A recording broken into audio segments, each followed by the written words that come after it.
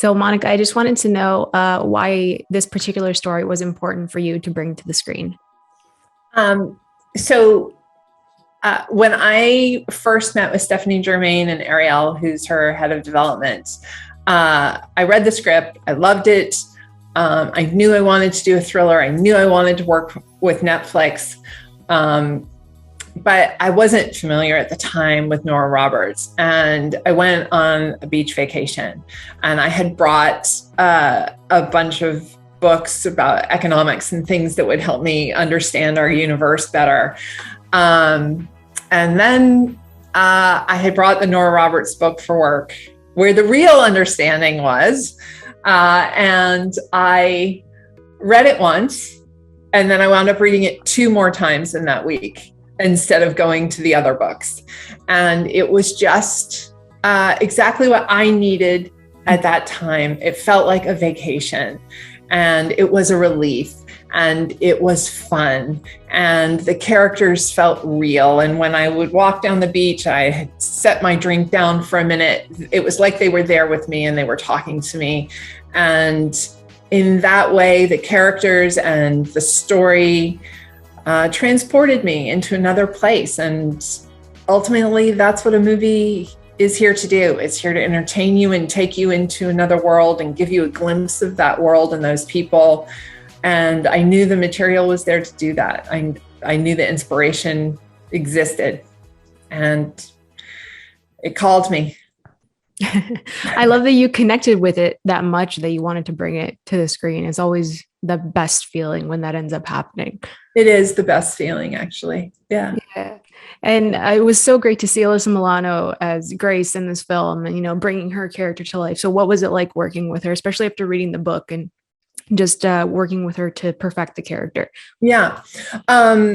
So Alyssa is Grace and Grace is Alyssa. And even before Alyssa was attached, I think it was that way. Like in the book, Grace is headstrong.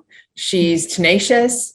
She says what she thinks. Even if it pisses somebody off, she doesn't care. She's transparent. She's authentic.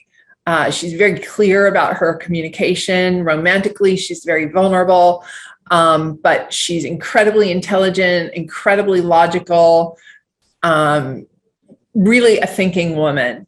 Mm-hmm. And I think you take all of those adjectives and you have Alyssa Milano, basically. I was aware of Alyssa from her activism, and it was so clear to me that she could speak for that character. She could embody that character. And she does. She goes forth and conquers. And having worked with her every day, all day for 6 weeks, she is that person off screen as well. Like, she doesn't hold back. She lets you know exactly what she needs in a moment to find the best performance or to find the truest representation of the character. And she owns it. She gives 110%, and you see it there. I think you see it in every frame. Like, she doesn't falter. Yeah, she was fantastic. Honestly, she blew me away in this. It was a really strong performance. The film highlights female identity and, shows the duality between Kathleen and Desiree. So it was really interesting that the on-camera moments with her clients were kind of concealed and you didn't see like the in-between. So you bookend like the beginning, the end. So why did you choose to like conceal those moments on screen? Mostly because I'm a mom and I plan to watch this with my kids, and moms don't always get to go and close the door. Like in my house, I have an 11-year-old and I'll have to be like, okay, so mommy's watching an adult thing, so you can't come in.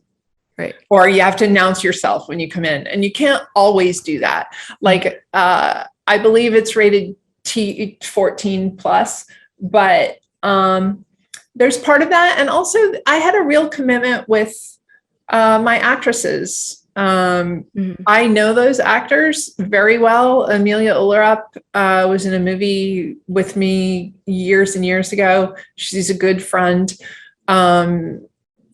Mitra and Orphe, they live in my community. I feel very strongly about them.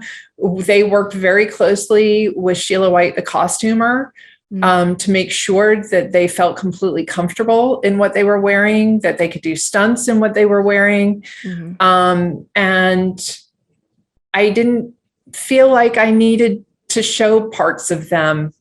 You know, I felt like we know what happens and the imagination is actually stronger there. So part of it was out of respect for my women that I was collaborating with.